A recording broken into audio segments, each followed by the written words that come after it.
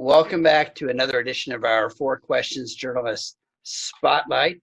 A bonus for the week. We talked to Nicole Smith from the AJC just the other day, and now we've got a bonus interview this week. We've got talking with Haisten Willis, who is a freelance journalist based here in Atlanta.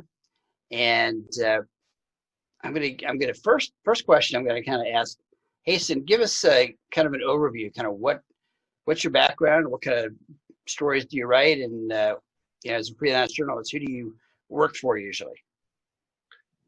Sure. I don't know exactly how much detail you want me to go into with that. Just kind of overview. Okay, sure. I'm a Georgia native, born in Columbus, Georgia. I was raised in Douglasville, kind of on the outskirts of Atlanta. Went to Georgia Southern and got a music degree down there, and then got a journalism degree from a school called Fresno State way out in California. Came back here after that, got my first job with the Douglas County Sentinel, which was my hometown paper. That was a great experience. You think you know your hometown until you work for the paper, and then you learn that you didn't really know much about your hometown after all. I moved to Smyrna in 2013. I've been here 7 years now. Let's see, after Douglas County Sentinel, I went to the Marietta Daily Journal, was there for a little while. Spent about 2 years at France Media, which is in Buckhead. That is it's the nation's largest publisher of commercial real estate trade magazines. I was actually the editor of the Texas magazine for them for 2 years, even though I was based here in Atlanta. And then since 2016, I've been a freelancer full-time. I'm in my backyard office right now. It's something I built myself here. And in order to do that, I write for the Washington Post, the U.S. News and World Report, the Atlanta Journal-Constitution. I still write for France Media a good bit. I write for Georgia Trend, Cobb in Focus, hyperlocal we have here called the Cobb County Courier, a magazine called Diversity in Action. I'm trying to think any other regulars I have. I've done stuff for probably a dozen more, just one-offs, but those are kind of the main clients I have. Well, if you think of something else that you forgot while we're talking, definitely toss it in there. We'll give everybody credit, right? Right. I'll leave it back out, exactly. Yeah. So, we've seen some changes in how journalists are working since the pandemic started, in terms of how they interact with sources, how they file stories, how they write their stories, subject, what have you experienced since the beginning of March in terms of how your job and what you cover and how you cover it has changed? Sure. I think for me, the impact has not been as large as it has been for some other journalists. I already worked at home all the time. I already set my own schedule and my own hours. I think those were things that were a big shock to a lot of people, having to, you decide when you start working and you decide when you stop. I'd already been doing that for 3.5 years. So I was more used to it, more ready for it in that respect. I already did a good bit of my interviews over the phone as well, so that didn't change. But of course, the impact at the same time was enormous. The biggest thing for me was I'm having to go out and pitch people on story ideas. And at first, maybe like a lot of people, I was in a little bit of denial about the whole COVID thing. And I kept pitching stories that were not COVID stories through the middle of March. And I got a few responses back that were like, this is a cool pitch, but it's not about COVID, and so we're not going to run it. So I finally realized I was going to have to do pretty much all coronavirus all the time for a few months. So I was able to adjust that way. Obviously, it's a lot different now. The things I was doing in person, I started doing over the phone.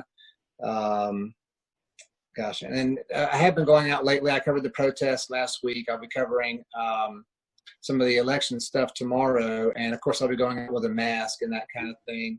When you're talking to somebody, I try to keep distance, all that kind of stuff. So the coverage has been different, and kind of the precautions you have to take when you're speaking to people are different. Are you finding with the pandemic stories, are you going to them with stories, or are you being more assigned stories, publications calling you? Yeah, it depends on the publication. Like U.S. News, I usually have to pitch them. I've done a few stories for them about coronavirus. Mitch, you helped me on one of those. It was about Best Friends Animal Society. That's right. Yep.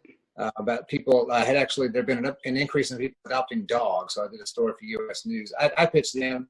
The Post called me for a few stories when Albany was being hit so hard with coronavirus. They called me and wanted me to go down there, which was, to be honest, a pretty scary proposition going into kind of the big hotspot in Georgia to cover coronavirus. But I went ahead and did it, and was glad I did. When Georgia was the first state to start reopening a lot of businesses, I went with Kevin Lyles and did some stuff with the Post there. We went out in person and interviewed people, bowling alleys, barbershops, all that kind of stuff was pretty scary. So what was the question again? Yeah, it's kind of we're kind of talking about what's different about how you were reporting during the pandemic. And then, yeah, and I think you answered that. That was good. Okay, Good. Cool, That's what we were looking for. But yeah. so then the protest started, and obviously you got started covering those. What did you see as a journalist trying to cover that? Did you? I know a lot of journalists were trying to kind of be a little more conspicuous when they were down there. And as a print journalist, you're not getting a camera or running a live truck.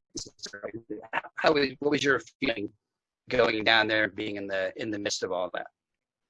Yeah, so that was another kind of scary phone call to get from the Post. They want you to go cover those protests. On one hand, of course, you're extremely excited just to be covering the big event, and it is for a pretty big, well-known outlet.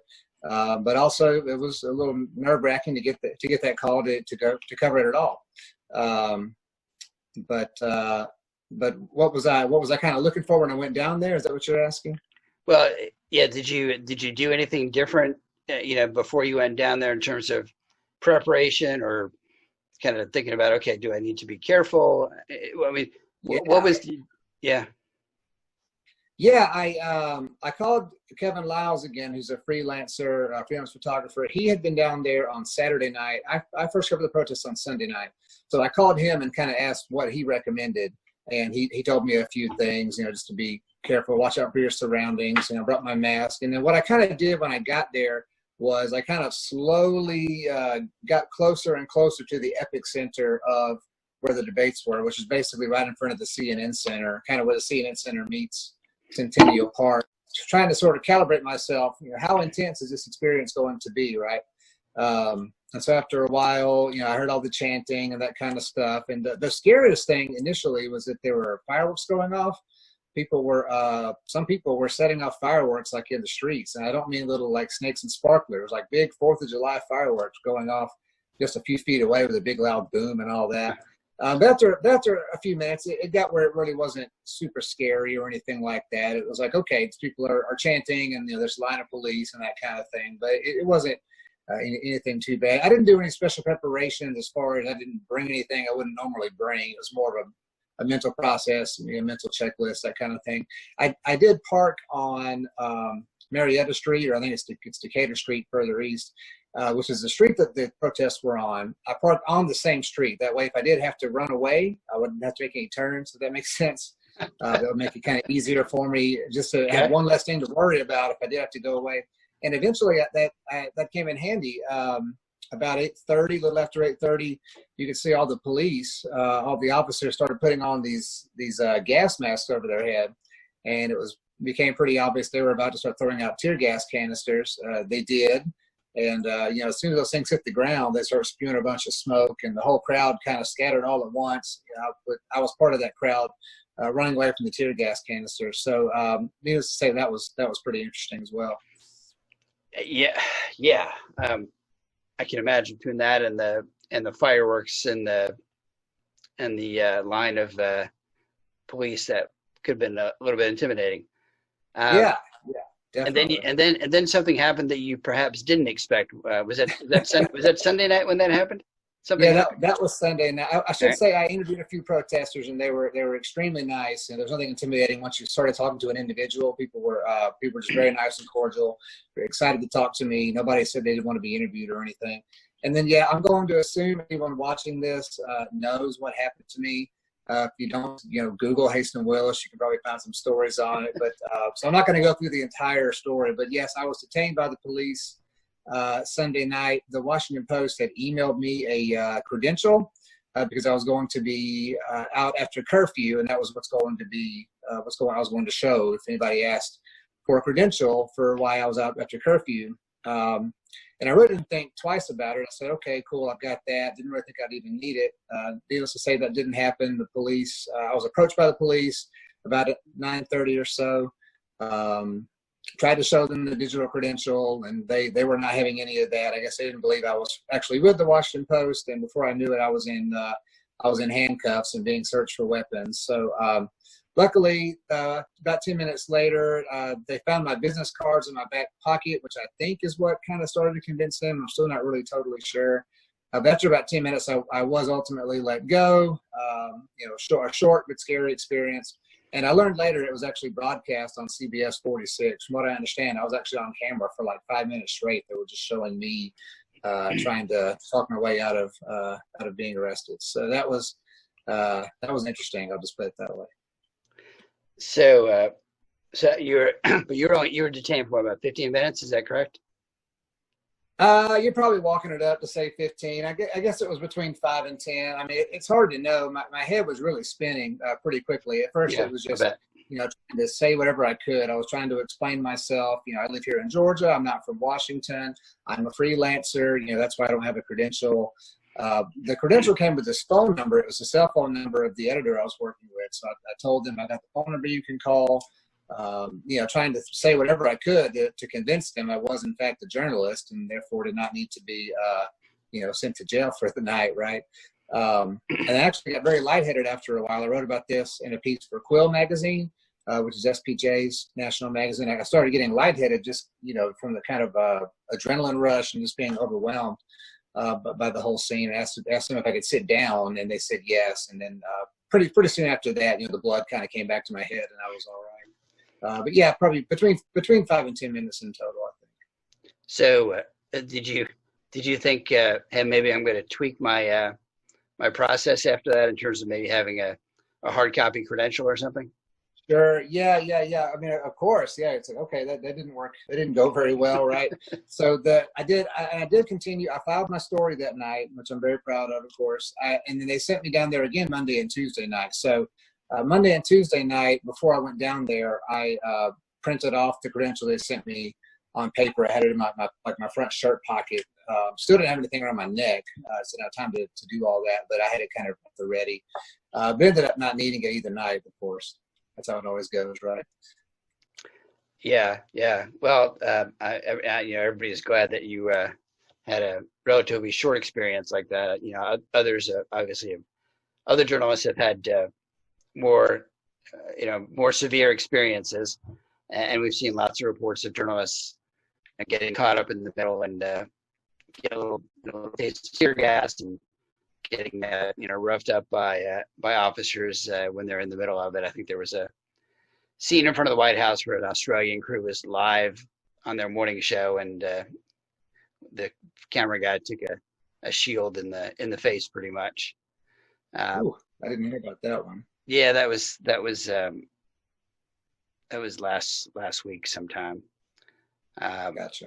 But yeah, but a lot of that kind of thing. So, but fortunately, it seems like the arrests have slowed down. I don't think there was anyone arrested in Atlanta Sunday night. So maybe this has entered a new phase. What's your take on that? Have we kind of transitioned to something else?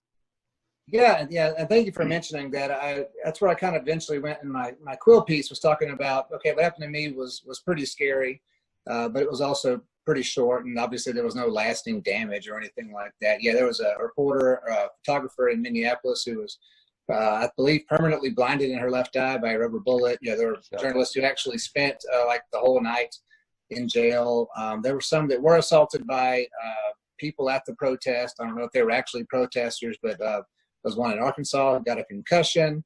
There was a photographer in Chicago who had her camera stolen, a pretty expensive camera. Yeah, lots of incidents. There's a group called, I believe, the U.S. Press Freedom Tracker, if I have that right, Press Freedom something. They were tracking how many incidents there were between journalists and police and protesters last week. And over the course of 12 days, there was something like 300 incidents. Most of them police, but a few were citizens or whatever. So yeah, there was a lot more than there should have been. There should be zero for people who are out here documenting and recording and writing about what's going on. But yeah, that seems to have died down. Atlanta lifted its curfew on Saturday.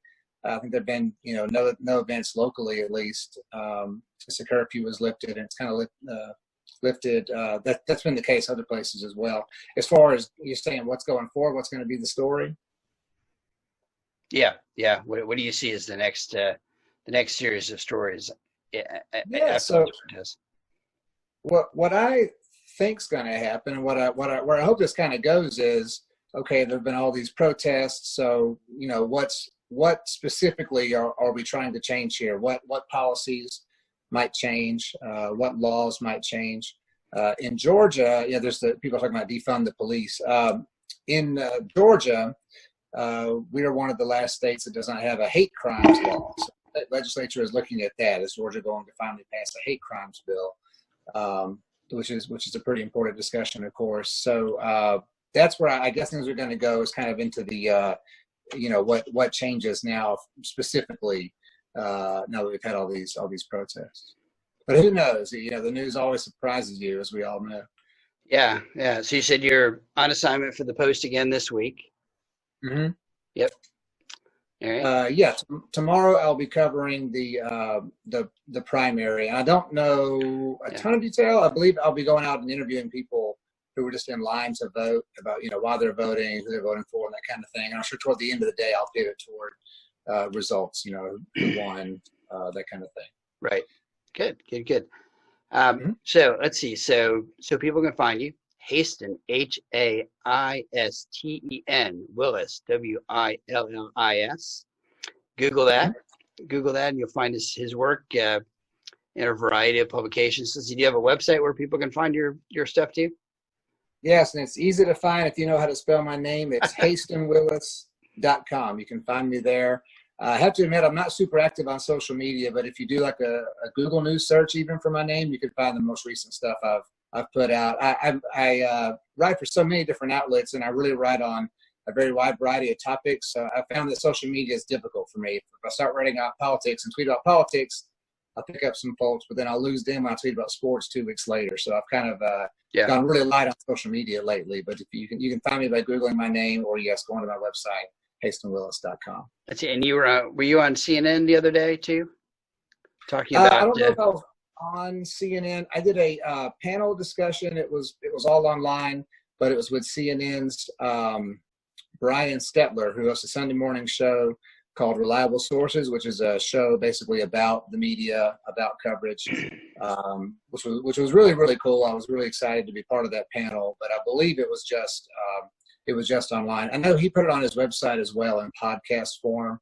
So if you go to Brian Stetler's site, you can view that as well. Okay, I'll see if I can. I think I can add the website URL into this before I post it. So that'll be kind of scrolling along the bottom under our faces there, so people can. Please do. If you can't find it, let me know. I'll send you the link.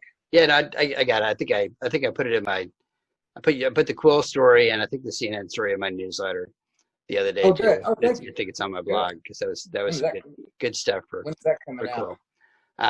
Well, cool. Well, Haisten, I appreciate your time. I know it's late in the evening, so I'll let you go. But we've been talking with Haisten Willis, a freelance writer who's been covering the protests and demonstrations and unrest out of Atlanta for the Washington Post in recent weeks. And join us next week for another edition of our 4 Questions Journalist Spotlight. I don't know who we're going to be talking to, but we'll be talking to somebody.